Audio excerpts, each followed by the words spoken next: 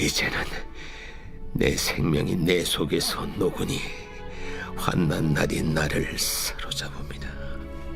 밤이 되면 내 뼈가 쑤시니 나의 아픔이 쉬지 아니하는구나. 그가 큰 능력으로 나의 옷을 떨쳐버리시며 나의 옷깃처럼 나를 휘어잡으시는구나. 하나님이 나를 진흙 가운데 던지셨고 나를 티끌과 채같게 하셨구나. 내가 주께 부르짖으나 주께서 대답하지 아니하시오며 내가 섰사오나 주께서 나를 돌아보지 아니하시나이다. 주께서 돌이켜 내게 잔혹하게 하시고 힘있는 손으로 나를 대적하시나이다. 나를 바람 위에 들어 불려가게 하시며 무서운 힘으로 나를 던져버리시나이다. 내가 아나이다. 주께서 나를 죽게 하사 모든 생물을 위하여 정한 집으로 돌려보내시리이다. 그러나 사람이 넘어질 때 어찌 손을 펴지 아니하며 재앙을 당할 때 어찌 도움을 부르짖지 아니하리까. 고생의 나를 보내는 자를 위하여 내가 울지 아니하였는가.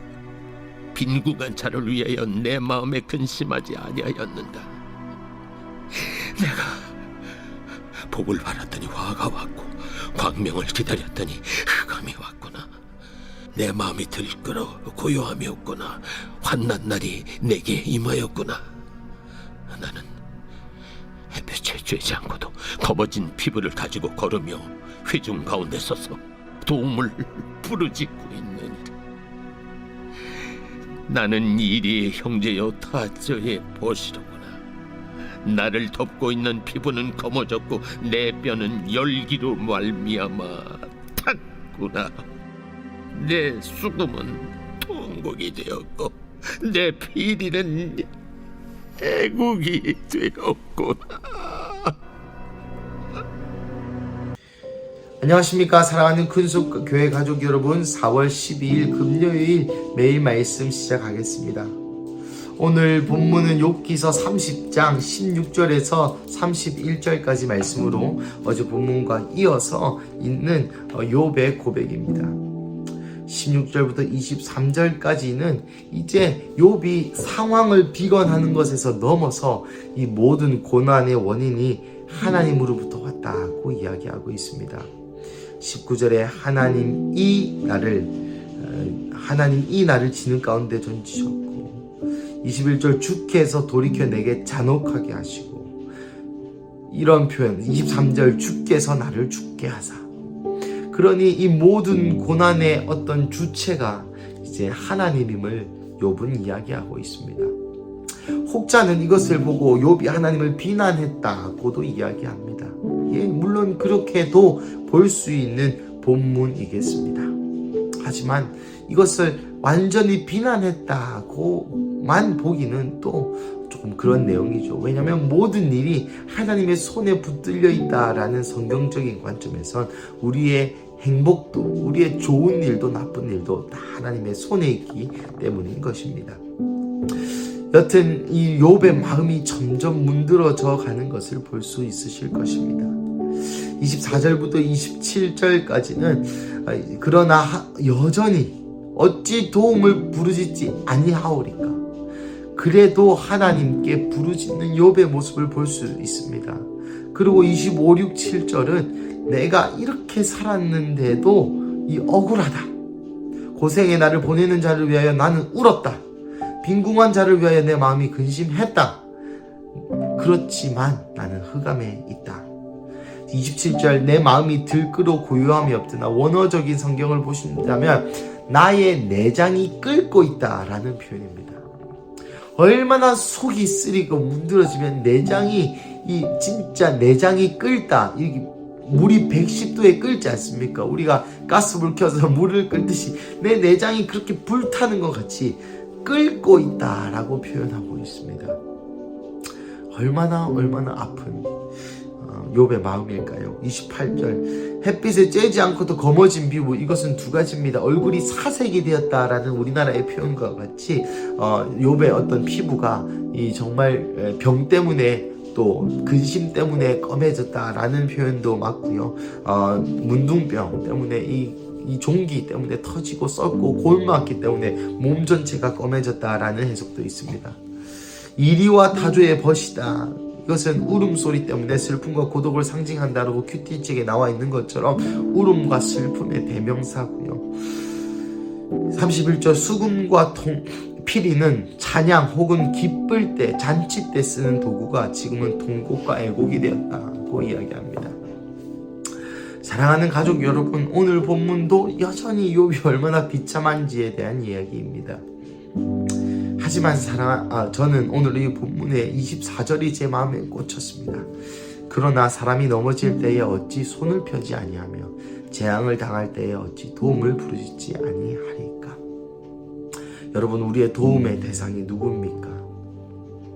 이런 최악의 상황 가운데 인간이 할 수 있는 것은 아무것도 없습니다. 우리도 마찬가지죠. 우리가 만약에 지금 욥과 같은 상태에 놓여 있다면 우리가 할 수 있는 것은 아무것도 없을 것입니다. 하지만 우리가 할 수 있는 최선의 한 가지 선택지만 남아 있습니다. 그것은 바로 기도입니다. 우리가 이 상황 때, 이 최악의 상황 가운데 유일하게 할 수 있는 것은 기도입니다. 이것을 묵상하는 와중에 제 마음 안에 들었던 것은 감사라는 단어입니다. 오늘 본문과는 사뭇 달라 보이죠. 왜 감사라는 단어가 떠올랐냐면 그래도 기도할 곳이 있기 때문입니다. 최후의 보루로 그래도 내가, 조금 이런 표현이 상스럽긴 하지만 그래도 내가 비빌 구석은 오직 예수님이기 때문입니다. 그래도 내가 쉴 구석은, 내가 기댈 분은, 내가 간절히 기도할 대상은 예수님이기 때문입니다. 결국 나의 기댈 곳이 예수님뿐이라는 것을 묵상하던 중에 그것이 얼마나 감사한 일이던지요. 세상 사람들은 이런 위기가 올 때 나를 구원해줄 의사, 피부병을 낫게 해줄 의사, 나의 어떤 문제를 해결해줄 유력한 사람, 또 돈이면 돈 많은 사람, 사업이면 내 사업을 번성케 해줄 사람을 구하지만 우리는 하나님을 구합니다. 우리는 예수님을 구하고 성령님을 구합니다.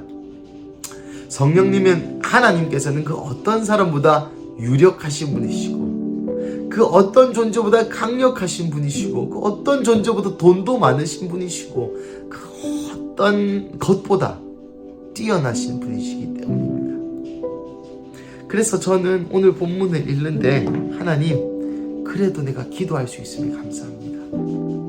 그래도 내가 눈물 콧물 흘리면서 있을 곳이 교회여서 너무나 감사하고, 나의 삶의 밑바닥에서 내가 붙잡을 분이 있다는 것이 너무나 감사합니다. 제 인생이 지금 그렇게 또 잘 되지도 또 못 되지도 또 어떤 욥과 같은 불행에도 있지 않지만, 그럼에도 불구하고 오늘 하루 살아감에 있어서 하나님을 아버지라 부르고 예수님을 나의 구주라고 부르며 성령님과 동행하고 성령님의 음성을 느끼고 이렇게 살아갈 수 있는 것이, 누군가를 위하여 간절히 기도할 수 있는 대상이 있고 그 대상이 참 신이시요 참 아버지 되신 하나님과 예수님과 성령님이라는 것이 너무나 감사한 마음이 들었습니다. 사랑하는 가족 여러분, 오늘 본문 가운데에 비록 욥의 인생은 비참했지만 그래도 어찌 도움을 부르짖지 아니하리까.